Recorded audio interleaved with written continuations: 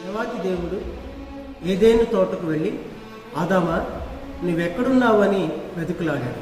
అందుకే God became first missionary in the world అని అంటారు. ఆదాము పాపం చేసినందున దేవుని ఎదుటికి రాలేక తోట చెట్ల చాటున దాగి ఉన్నాడు.